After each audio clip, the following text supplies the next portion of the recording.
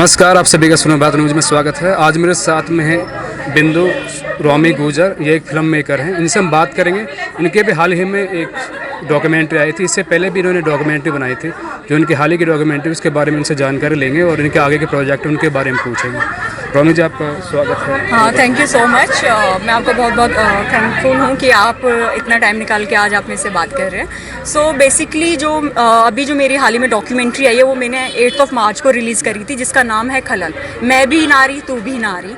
So basically जो concept है women's day पे हमने क्यों ये कॉन्सेप्ट लिया, तो एक दिन मैं इसी वुमेंस डे आ रहा है तो उसी के ऊपर प्लान कर रही थी कुछ। तो जब दिमाग में आया कि एक औरत को सबसे ज़्यादा दिक्कत कहाँ पे होती है, क्या परेशानी होती है, उसके लिए उसकी तरक्की में खलल कौन डालता है। तो आसपास जो मैंने ऑब्जर्व किया, अपने घर में हो या बाहर हो या फिर मैं वर्किंग भी हूँ, मैं एक रेडियो में एज अ कंटेंट राइटर काम भी करती हूँ और मॉर्निंग शो प्रोड्यूसर भी हूँ। तो वहाँ पे भी मैंने वर्किंग फील्ड में भी मैंने ये ऑब्जर्व किया कि एक औरत ही औरत की दुश्मन है। लाइक अगर हम ऑब्जर्व करें कि अगर कोई वर्किंग में अगर कोई औरत तरक्की कर रही है और वहाँ पे कोई मेल बॉस है, तो इस औरत के ऊपर एलिगेशन ये लगता है कि मे बी इसने अपने आप को किसी तरीके से कॉम्प्रोमाइज़ कराया होगा, तभी इसकी इम्प्रूवमेंट हुआ है, तभी इसको आगे मतलब फैसिलिटीज़ मिल रही है, सारी चीज़ें। तो वही चीज़ दिमाग में आई। उसके बिहाफ पे मैंने ये डॉक्यूमेंट्री स्टार्ट करी। कुछ जो वर्किंग वुमेंस हैं मैंने उनको लिया, उसमें एज लिमिट रखी थी मैंने कि लाइक मैं मोर देन 25 ईयर्स ही लूँगी। तो उनका एक्सपीरियंस मैंने देखा कि वो आज जहाँ पे वो वेल सेटल्ड है। कुछ गवर्नमेंट एम्प्लॉयज़ थे, कुछ प्राइवेट कॉर्पोरेट में थे, कुछ वर्किंग भी थी, मतलब ये सारा सीन था। तो उन्होंने जो लास्ट में जो कंक्लूज़न निकल के आया वो यही निकल के आया कि दरअसल एक आदमी की भी हिम्मत तब बढ़ती है या तब उसका मनोबल आगे बढ़ता है एक फीमेल को हार्म करने का, जब एक औरत उसको सपोर्ट दिखाती है या फिर एक औरत उसका माइंड वॉश करती है। तो बस इसी के ऊपर फिर मेरा पूरा कॉन्सेप्ट। इससे पहले भी आपने काफ़ी डॉक्यूमेंट्री बनाई थी, उसके बारे में कुछ बताना चाहिए। हाँ श्योर। इससे पहले भी मैंने सेम 8 मार्च को 2020 में मैंने धुंधला सा जो है वो लॉन्च की थी। तो धुंधला सा जो कॉन्सेप्ट है वो घूंघट के ऊपर पूरा आधारित था।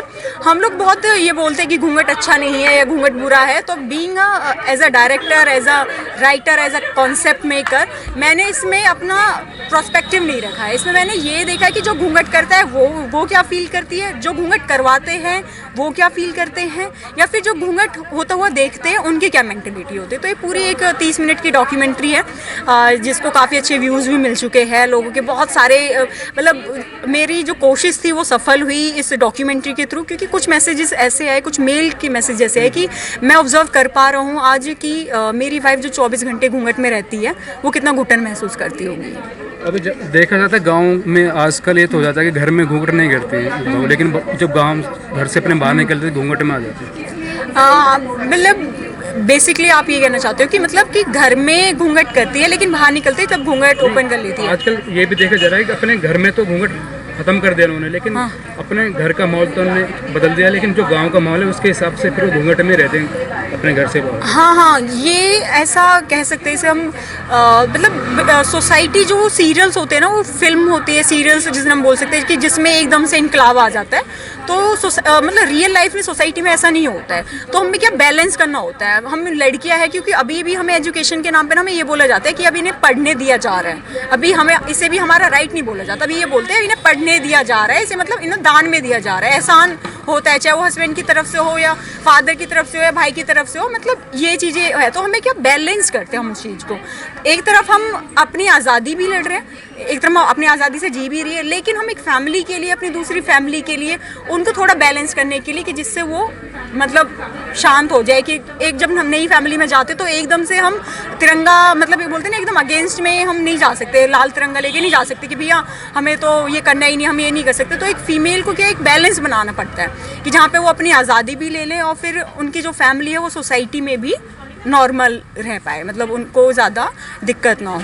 अभी आगे कुछ प्रोजेक्ट चले? हाँ, आने वाले प्रोजेक्ट्स है, काफ़ी इंटरेस्टिंग प्रोजेक्ट्स है। जैसे कि अभी में एक बायोग्राफी भी कवर करी है गुरु जसराम जी, स्वर्गवास हो चुका है उनका 2020 में कोरोना के टाइम पे। तो वो क्या इंडिया के रेसलर रहे थे, कॉमनवेल्थ गेम में भी उन्होंने इंडिया को प्रेजेंट किया था, 1970s की ये बात है।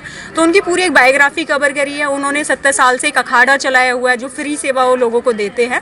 तो उसी के ऊपर एक ये छोटी डॉक्यूमेंट्री भी है। उससे आने वाले प्रोजेक्ट भी कुछ सिमिलर है, जैसे कि एक प्रोजेक्ट है जो misuse of laws by women.